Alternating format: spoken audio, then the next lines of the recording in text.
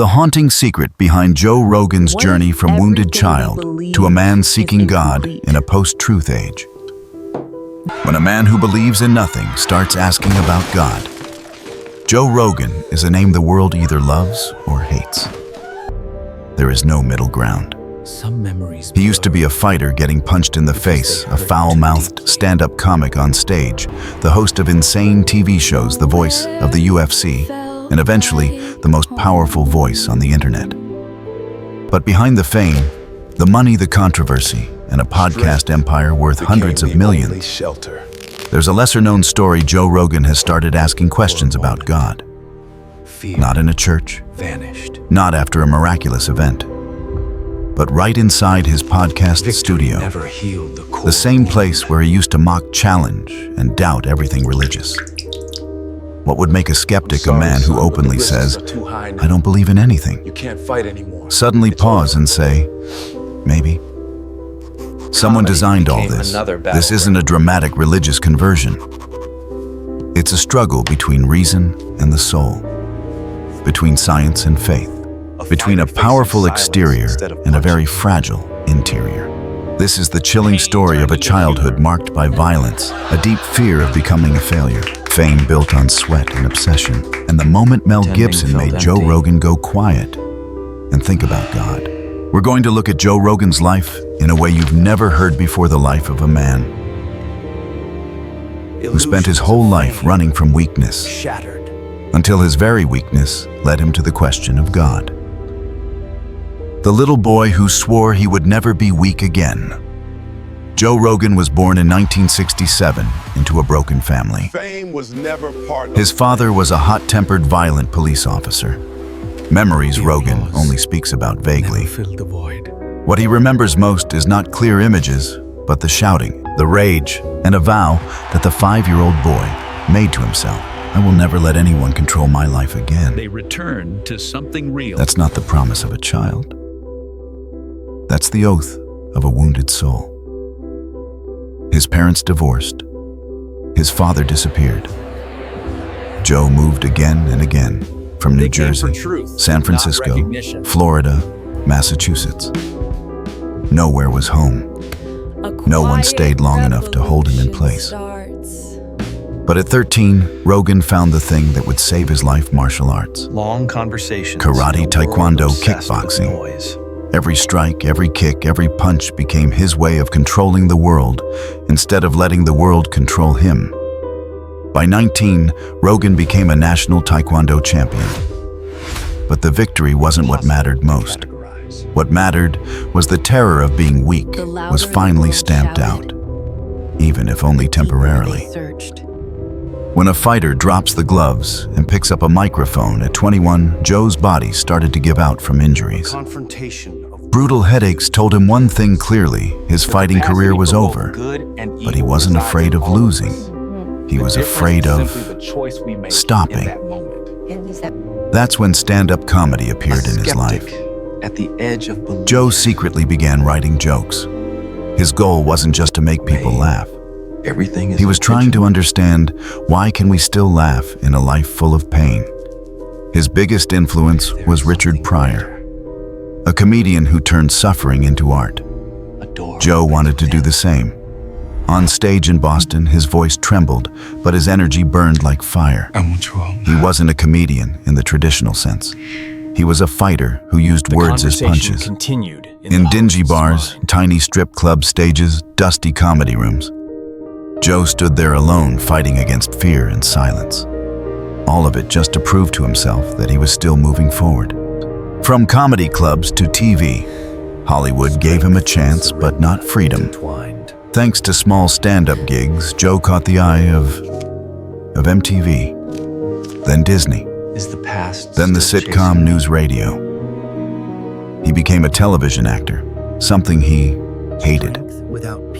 He once said, "Acting makes me feel like I'm lying for a living." The money was good, but his soul felt empty. The hardest hit came when Phil Hartman, his close co-star, was killed by his wife in a murder-suicide. Then it closed. Hollywood suddenly became a place that felt cold, fake, and full of shadows. What if Joe started looking around and asking himself, Is this glory really worth anything? Fear Factor, the show nobody expected would turn him into an icon. In 2001, NBC called Joe about hosting a crazy reality show, Fear Factor. Eating bugs, hanging from helicopters, crawling into boxes of snakes, Joe said yes. Because he thought, this will give me tons of material for jokes.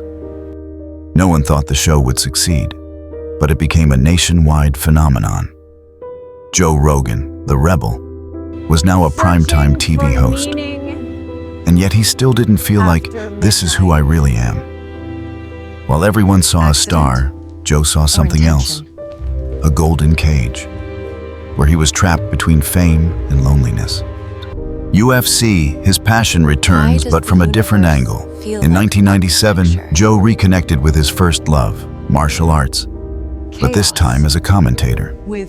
No script, no acting, no pretending. For the first time in years, Joe Rogan felt like he could be himself. He analyzed fights like a monk. He understood fear. He understood adrenaline. He understood the psychology of combat as deeply as he understood his own life. Dana White invited him to return as a UFC commentator. Joe did it for free. What he needed wasn't more money. He needed to feel connected to something real. No Hollywood, no fakery.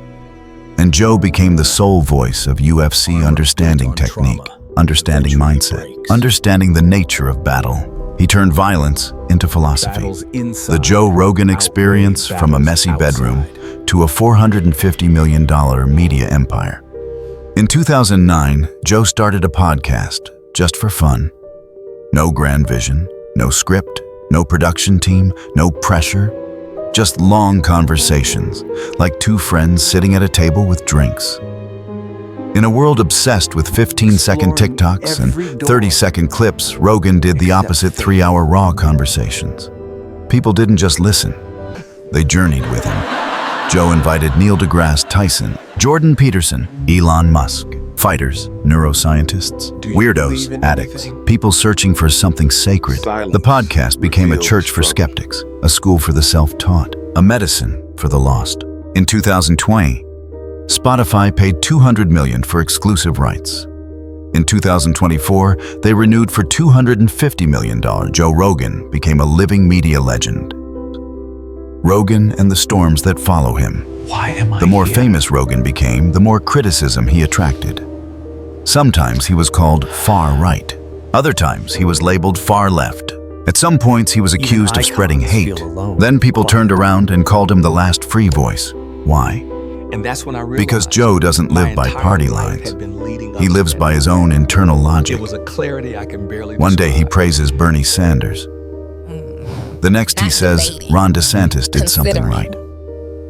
Another day, he agrees with Elon Musk, supporting Donald Trump. Joe is chaotic. But that chaos is exactly why people listen. Joe Rogan doesn't say, believe me. He says, think for yourself. Mel Gibson, and the moment that shifted Joe Rogan's struggle with faith. And then, something no one expected happened. Joe Rogan started talking about God.